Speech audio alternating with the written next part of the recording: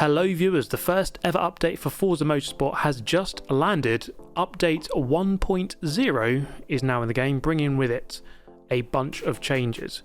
So we're going to jump into this Spotlight series as I was doing in yesterday's video and see if it makes any difference. In particular here, the levels required to unlock upgrade parts for your car is a lot lower. So I was going to test that out. It said that you can pretty much unlock everything in one Builder's Cup, so I thought, okay, let's look for a Builder's Cup. Luckily enough for the KTM Crossbow, there is an event I can do. That's not always going to be the case. So I jumped into this Builder's Cup event, did a couple of races, I think it was 5 races in total, before getting to the end. And this car was up to level 11 by that point. It took about an hour to do that.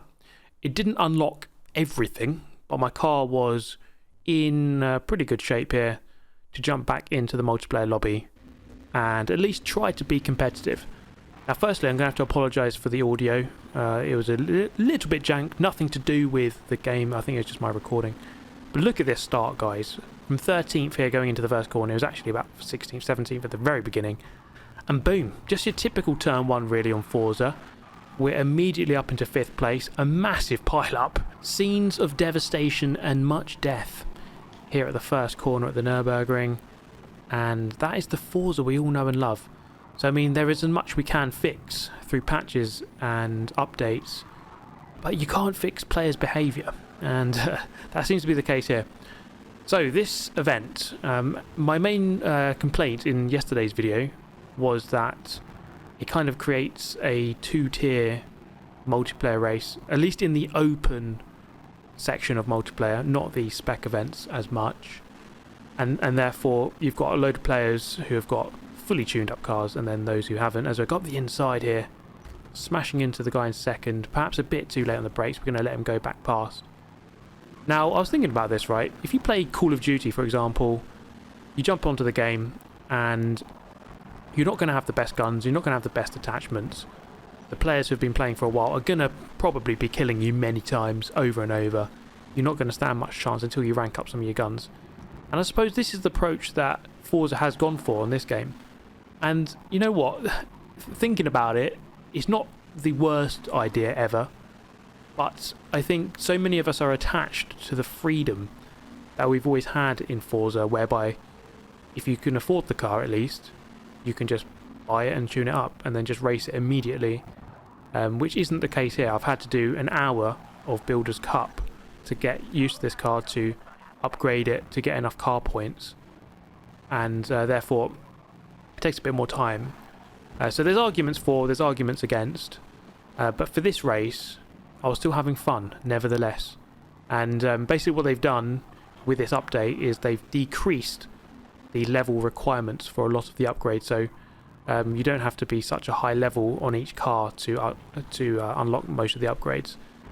So with level 11 I've unlocked most of the upgrades for this car, although I think the KTM Crossbow doesn't actually have too many upgrades to do. So I've caught up here with the leader, starting towards the back of the pack. I didn't qualify for this race. Looking up the inside here, he does chop across fairly late, I think it's fair to say. But we're going to be nice and patient because I've caught up with him over the course of the first 2 laps in this race. And I felt like, okay, I've got the pace advantage. There's no need to rush this. We still have 2 laps to overtake. And looking here into turn 3 at the Nürburgring. And it's quite interesting playing this after having driven this track many times this year. Yes, that is a subtle boast. But actually a couple of people asked, you know, is it weird getting used to racing on a racing game after having driven it in real life? To be honest, it's not really that different. You treat it very differently. It'll be like saying, you know, if you're a professional footballer and you go and play FIFA, you don't really think of it as the same thing. It feels very different. Looking up the inside here, into the hairpin at the bottom of the hill, go a little bit too deep on the brakes, and he's going to perform the old switcheroo. Looking up into the Schumacher S, is it quite going to happen here? Perhaps not. But he goes a little bit deep through the second apex. We're going to perform a nice little undercut here on the exit. Boom, job done. Up the inside on the way out of the corner. And now I have a 0.2 second penalty. Actually, you're going to run me wide here. It's going to bundle me off. And I'm not having any of it. You know, back up the inside. Back you go, good sir, to second place. Now we can pull away. So I thought, you know what? If you're gonna bundle me wides, I'm gonna do the same in the next corner. And I was expecting an almighty ram here into the chicane. You know, the send of the century. Didn't happen. So I think, I guess he assumed that was fair. So I'm going to continue and try to pull away. And that's exactly what happened.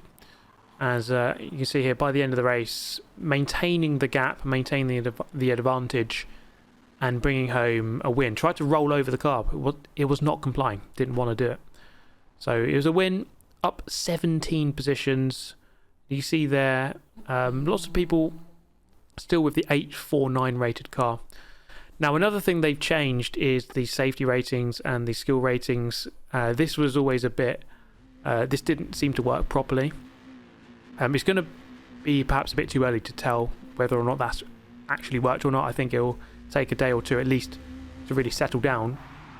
But we're going to jump into this second race here at Mugello, and this one was thoroughly enjoyable. The car braked and I wasn't sure where to go, so I went over the pit exit line there, and unfortunately that's going to give me a penalty. But look at this, I'm braking nice and early, but boom, smashing into the pack. Unfortunately I was the cue ball in the action there, and I've been Ronnie O'Sullivan'd into the pack. But you know, I'm going to take it up into 5th place. So I want to know your thoughts, guys, on this update. I'll have a link in the description if you want to take a look at what they have changed.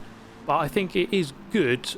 It is it bodes well. I think that's what I'm trying to say. It bodes well for the future that very quickly after release they have taken a look at a lot of the issues and tried to address them.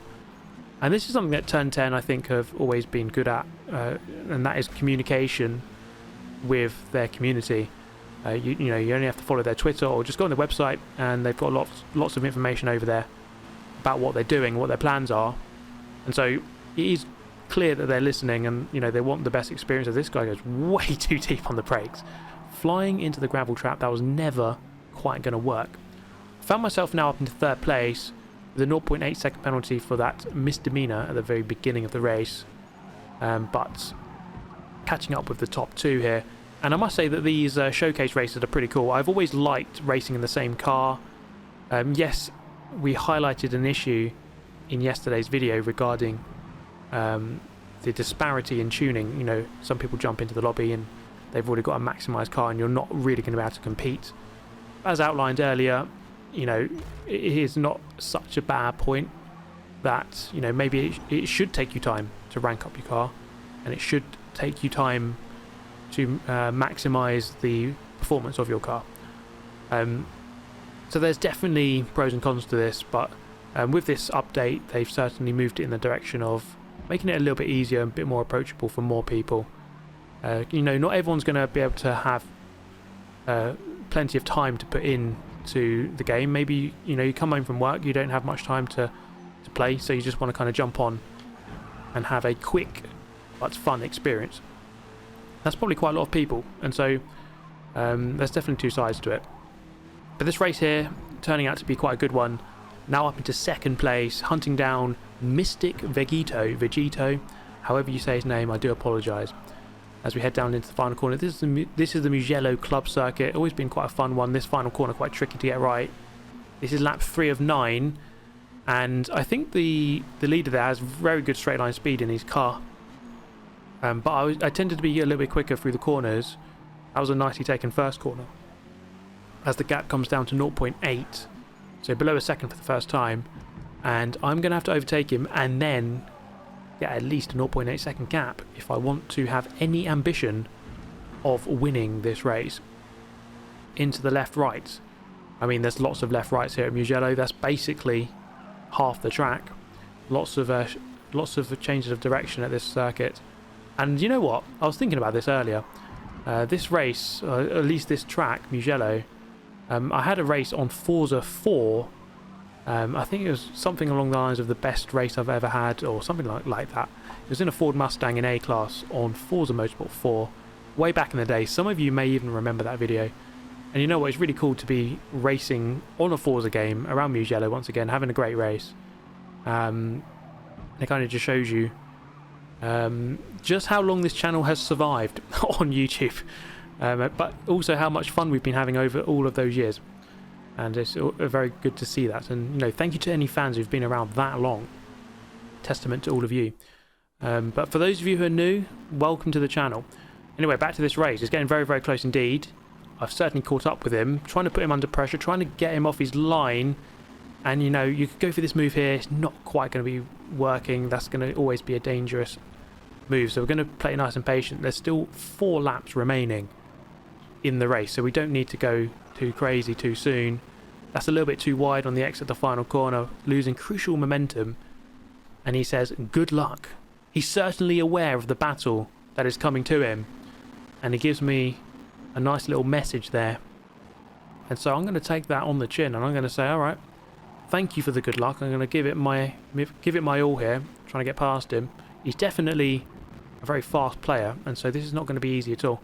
Trying to take a wider line there, wider approach through that corner. It gives me a very good exit. We're going to dummy to the right, back to the left, late on the brakes, up the inside, park it before the second apex. There's not much he can do, and I'm up into the lead of the race.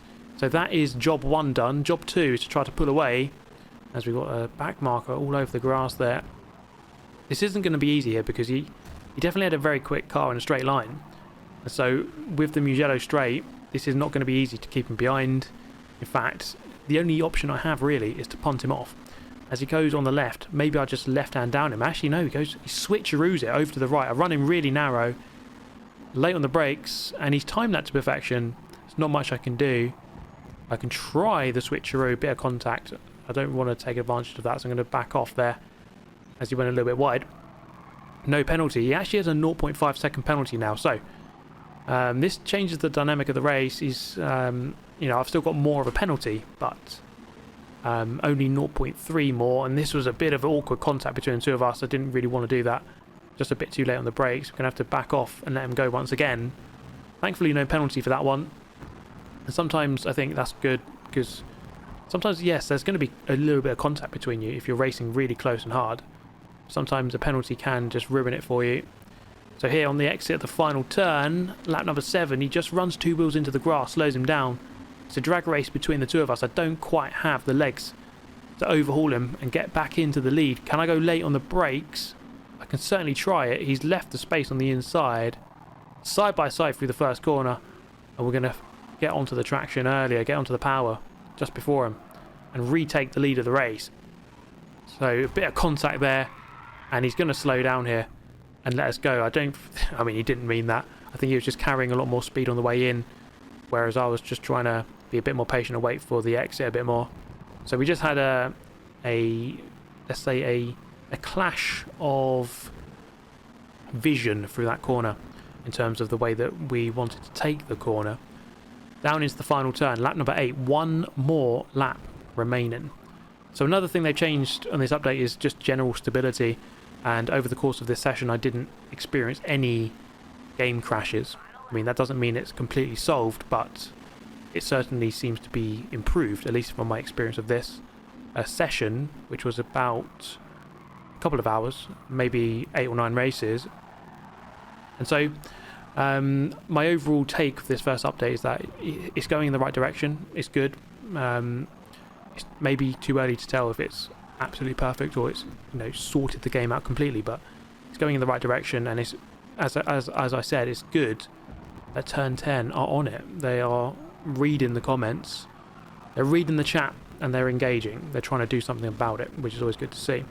So this is going to be really close between the two of us. I need to win by more than 0.3 because of the penalties, and as we come through the final corner, the gap is 0.4.